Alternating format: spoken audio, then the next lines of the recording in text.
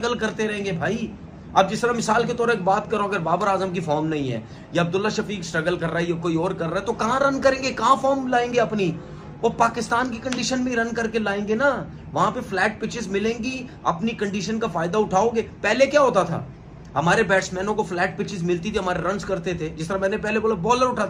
अभी भी यही करो भाई, अपनी कंडीशंस में फ्लैट पिचेस बनवाओ, आपके बैट्समैन रन्स करेंगे। बॉलर्स को लेके आओ ऐसे जो नया बॉल में मुश्किल डालें, अगर नए बॉल पे आउट नहीं होते, बीच में स्पिनर्स आ जाएं, दो तीन स्पिनर खिलाओ, जिस तरह इंडिया अपनी कंडीशंस में खिलाता है। हमारे पास स्पिनर हम खिलाते नहीं, खिलाते तो एक है बरार, बस खत्म, उसके बाद कोई स्पिनर ही नहीं है, अपनी कंडीशन में स्पिनर ही नहीं है भाई। हम दुबई में खेलते थे, जाके क्या करते थे हम, दुबई में क्या घासली पिचेज होती थी, हमारे बैट्समैन लंबे लंबे रन्स करते थे, लंबी लंबी लीडें देते थे। उसके बाद सईद अजमल हो गया, अब्दुल रहमान हो गया, ये यासिर शाह वहां खेलता रहा, क्या किया उन्होंने? हमारे फास्ट बॉलर कितना तीर मारते थे, मैं भी वहां पे खेला हूं, मैंने भी शुरू डेब्यू में नए बॉल से शुरू में आउट किए, उसके बाद एक इनिंग आउट की, उसके बाद स्पिनर ही करते रहे। वेस्ट इंडीज में गया, वहां स्पिनर करते रहे, वहां भी स्पिनर का काम है, वेस्ट इंडीज में भी।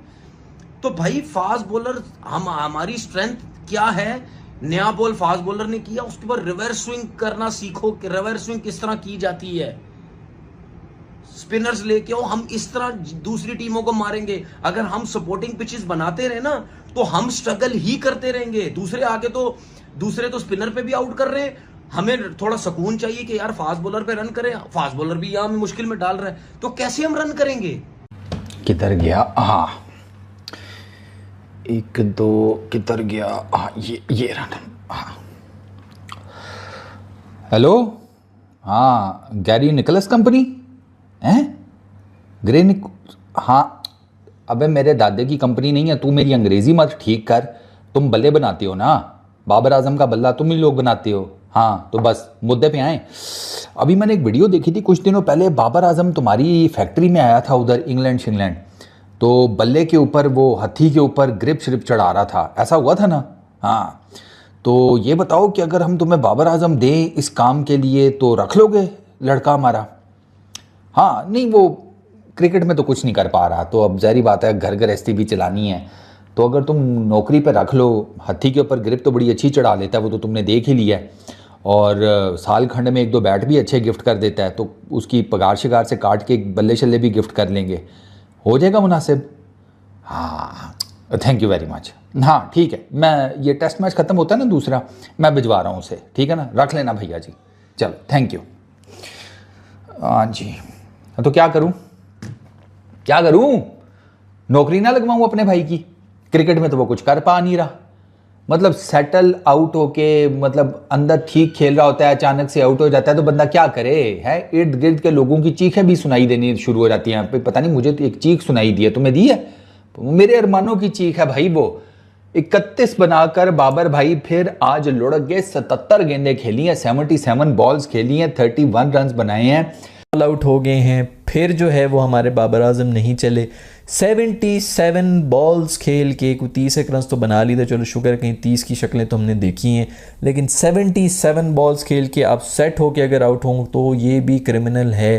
टेस्ट मैचेस के अंदर हमारे जितने भी जो बैटर्स हैं वो सब 40-40, 50-50 मार के भी आगे कोई बड़ा स्कोर नहीं कर सके। टेस्ट मैच के अंदर ये बहुत ही बड़ा क्राइम है भाई कि आप सेट होने के बाद इस तरह आउट हों, और बाबर जिस तरह आउट हुआ है, सीधी आम बॉल आई है, लेफ्ट आर्म स्पिनर को बाबर ने कसम दी हुई है कि मैंने इसी को विकेट देनी है, भाई तू इसके ऊपर काम कर ले। जो आप कनाडा जाने के लिए लड़ रहे थे कि नहीं मुझे कनाडा किसी तरह भेज दो, लीग क्रिकेट के अंदर रेलू कट्टे बॉलर्स को T20 आई के अंदर जो अपने मारना था, अगर आप लेफ्ट आर्म स्पिनर्स के ऊपर प्रैक्टिस कर लें, कोई कोच रख लें, खुद ही पर्सनल लेवल पे कोई कोच रख लें, किसी गोरे के पास चले जाएं, उसके लिए कह देते कि मैंने कनाडा में जाना है या मैंने अमेरिका में जाना है, जिधर भी जाना है उधर कोई स्पेशल गोरा कोच है जो कि मुझे लेफ्ट आर्म स्पिनर की किस तरह खेलना है वो सिखाएगा, तो मैं वो ट्रेनिंग लेना चाह रहा हूँ, तो फिर भी कुछ समझ आती है। आप T20 आई के लिए जो है अर्जियाँ जमा करा रहे हैं, फिर 77 बॉल्स खेल के आप जो चले। पाकिस्तान और बांग्लादेश के बीच खेले जाने वाले दूसरे टेस्ट मैच के बारे में तो आपको पता ही चल चुका होगा। पहला दिन बारिश के कारण धुल गया, लेकिन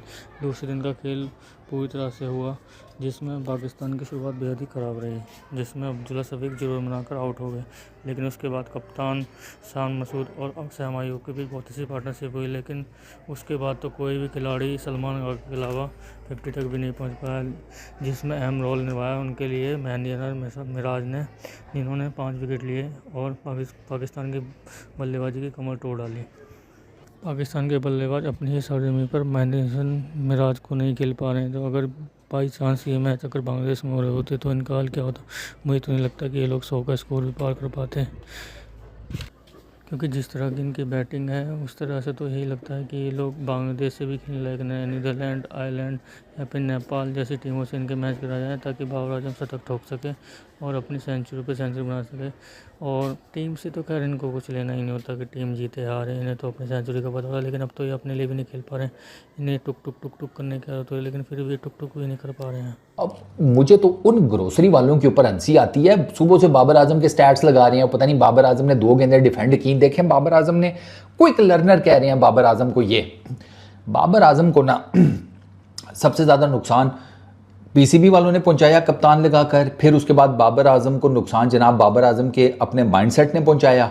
आधे में जब मतलब सीधी सी बात है बेटा, घोड़ी चढ़ने के लिए ना, घोड़ी चढ़ने के लिए पहले पता होना चाहिए घोड़ी क्या चीज़ है, उस पर चढ़ते कैसे हैं, समझ रहे हो ना। हाँ, जो मर्जी घोड़ी समझ ले बे, मेरी तरफ देख क्या रहा है। 2 ही तरह की घोड़ियां होती हैं, एक घोड़ी और दूसरी घोड़ी कंट्रोल। तो घोड़ी चढ़ने के लिए ना बाबर आजम को, मतलब वो आधे में ही था, भी तैयार भी नहीं था, उसे कप्तान बना दिया। और रही सही कसर बाबर आजम के ये जो फैन क्लब है ना, ये पूरी कर देते हैं। क्विक लर्नर, बिल्कुल बॉल के ऊपर आ रहा है, हेड स्ट्रेट है, बॉल बिल्कुल आंखों के नीचे खेल रहा है। अब ये क्या हुआ, यहाँ पर बॉल किधर गई, आंखें किधर गई, बैट किधर गया, पैड किधर गए, भैया ये क्या चल रहा है यार। सरकार 660 दिन से ज़्यादा हो गए हैं, 660 दिन से ज़्यादा हो गए हैं, और कोई पता नहीं 15, मेरा ख्याल है 15 या 15 प्लस इनिंग्स हो गई हैं, कोई इसी के राउंड अबाउट नंबर है। बाबर आजम की एक 50 नहीं आई टेस्ट क्रिकेट में, एक 50 नहीं आई। 40 में ये एक मरतबा गया, 41 की है, 40 में ये एक मरतबा गया, 50 कोई नहीं है, सेंचुरी तो बहुत दूर की बात है। और ये हमारे प्रीमियम बैट्समैन का क्या हाल हो गया भाई। और इसको कहीं और नौकरी लगवा दो, इसको कोई छुट्टी दिलवाओ, इसको कहीं भेजो, कहीं जाकर कोई मुराकबा करे, कोई इसको किसी सीनियर के पास भेजो। इसका प्रोफाइल देखता हूँ, माँ कसम दिल करता है क्या बंदा करे। ये देखो ना 41 जो कुल साइड पे कर दे, एक अच्छी सिचुएशन में डाल दे, लेकिन ये दोनों बैट्समैन जो हैं सेट होके जो है आउट हुए, और उन्होंने दोबारा से जो है ना अपना मिडिल ऑर्डर जो कि बिल्कुल भी फॉर्म में नहीं है, बाबर आजम, उनको एक्सपोज किया। आज फिर वो 31 रन बना के आउट हुए, और जब भी लेफ्ट आर्म स्पिनर उन पे आता है और वो प्लांट कर देते हैं जल्दी। और आज भी उन्होंने जो लेंथ है वो मिसरीड किया, जो कि ये काफ़ी दफ़ा स्पिनर्स के अगेंस्ट करते हैं, स्पेशली लेफ्ट आर्म स्पिनर के अगेंस्ट ये करते हैं, क्योंकि ये प्लांट कर देते हैं। उसके बाद ये बॉल थोड़ा सा पुश किया हुआ था, एयर में तेज था, थोड़ा सा अंदर की तरफ शाकिब लेके आए थे मिडिल स्टंप से, तो वो उस पर पीछे चले गए, और वो बॉल जो है बिल्कुल आगे खेलने वाला बॉल था, उन्होंने लेंथ मिस की, और उसके बाद वो सीधा प्लम लेग बिफोर हो गए। और टेस्ट क्रिकेट में इतने ही मार्जिन हैं, आप छोटी छोटी गलतियां करते हैं और उस पर आपको अपनी विकेट गंवानी पड़ती है। तो आज फिर वो 31 रन पे आउट हो गए। अपनी 15वीं इनिंग है उनकी, जिसमें उन्होंने कोई भी अभी पाकिस्तान के लिए 50 कर नहीं सके हैं वो। उसके बाद हमारे मोहम्मद रिजवान आते हैं, और रिजवान तो आज बिल्कुल ही जिस बॉल पे आउट हुए हैं वो ऐसा लगा कि देखा बाबर आजम का भी। और वही बात है कि जो फ्रंट फुट की बैटिंग है पाकिस्तान की जनरली वो कमजोर है, खासतौर पे इन कंडीशंस पे ड्राइव नहीं सीधी लगती है, और फिर वो हाफ हार्टेड अटेम्प्ट होते हैं, और फिर इसी वजह से तिरछे बल्ले से खेलना पड़ जाता है गुड लेंथ वाले बॉल को, क्योंकि सीधे बल्ले के साथ फ्रंट फुट पे रोकने का कॉन्फिडेंस नहीं होता है। इसी चक्कर में साउथ शकील आउट हुए, इसी चक्कर में एंड पे रिजवान भी आउट हुए, और फिर टेल तो हमारी है ही नहीं, वो वैग ही नहीं करती। आपने अभी देखा इंग्लैंड का मैच जिन्होंने देखा होगा श्रीलंका के खिलाफ, उनके टेल एंडर्स छा गए, और जब फ्रंट ऑर्डर जो है वो उसमें मुश्किलात हुई, तो फिर टेल ने आके और लाजवाब बैटिंग की। सो पाकिस्तान को भी ये समझना है कि टेल के थ्रू आप अगर 10-15 रन और कर जाते और 300 कर देते तो ये मैच बहुत ही इंटरेस्टिंग पाकिस्तान ने अपने हक में बना लेना था। अभी भी चलें 274 रन किए हैं, ये बुरा टारगेट नहीं है, बुरा टोटल नहीं है, क्योंकि बाबर आजम का फेलियर ही पाकिस्तान की टीम की हार का सबसे बड़ा कारण। सैम आयूब और शान मसूद दोनों अच्छे पार्टनरशिप अच्छी लाइन में दिख रहे थे, पार्टनरशिप कर चुके थे, लेकिन दोनों ने अपने विकेट फेंक दिए। 179 पर 4 विकेट होने के बाद ऐसा लग रहा था कि पाकिस्तान एक बड़ा स्कोर बना देगी, क्योंकि बाबर आजम साइड दिखाई दे रहे थे। रिजवान जो पिछले मैच के हीरो थे वो भी अच्छा खेल रहे थे, लेकिन एकदम से मेहंदी मिराज ने पाकिस्तानी बल्लेबाजी की कमर तोड़ डाली और पाकिस्तान को 274 रन पर ही रोक दिया। ये 274 रन याद रहे दोस्तों, पाकिस्तान की ही सरजमी पर बने हैं, जो पाकिस्तान का ग्राउंड है, जिसे पाकिस्तान खुद मैनेज करवा रहा है, अपने अनुकूल बनवा रहा है, जिसमें पाकिस्तान क्रिकेट बोर्ड की ही चल रही है। उसके बावजूद इन पर 274 रन का स्कोर बनाया गया है। अगर यही स्कोर अगर ऑस्ट्रेलिया इंग्लैंड जैसे पिचों पर होता था, एक बार को मैं इनकी बल्लेबाजी को फिर भी कह सकता था कि काफ़ी बेटर किया है, लेकिन पाकिस्तान की ज़मीन पर होने वाले टेस्ट में इन लोगों के ये हालात हैं। चलिए दोस्तों, देखते हैं आगे वीडियो में क्या होता है। अब मेरे हिसाब से तो इस मैच का सारा परिणाम बांग्लादेश की बल्लेबाजी पर ही डिपेंड करेगा। अगर कल बांग्लादेश की बल्लेबाजी सही तरीके से खेल गई शाम तक, तो मिनिमम 350 रन तो वो एक दिन में बना ही देंगे। उसके बाद अगले दिन अगर उन्होंने 100-150 रन की लीड ले ली, तो मुझे तो लगता है पाकिस्तान का 2-0 से भी सफाया हो सकता है, क्योंकि 100-150 रन की लीड होना इस बहुत बड़ी बात है पाकिस्तान की बल्लेबाजी का, क्योंकि ये बल्लेबाजी इस टाइम पूरी तरह से फेल रही है दोनों ही टेस्टों में, क्योंकि 2 पारियां तो ऑलरेडी 3 पारियां खेली जा चुकी हैं। पहली 2 पारियां फर्स्ट टेस्ट में, एक तीसरी पारी दूसरे टेस्ट में खेली जा चुकी है, लेकिन अभी तक इनकी बल्लेबाजी पर कोई भी असर नहीं आया है। जैसा ये वर्ल्ड कप में खेल रहे थे वैसा ही अभी भी खेल रहे हैं। बाकी मैच का नतीजा तो देखिए पता ही चल जाएगा, जिस तरह से आज पाकिस्तान ने बल्लेबाजी किया। दोस्तों, ऐसी ही वीडियो देखने के लिए हमारे साथ बने रहिए। हमारे चैनल को लाइक एंड सब्सक्राइब कीजिए, ताकि हम लोगों का साथ आपस में बना रहे। धन्यवाद।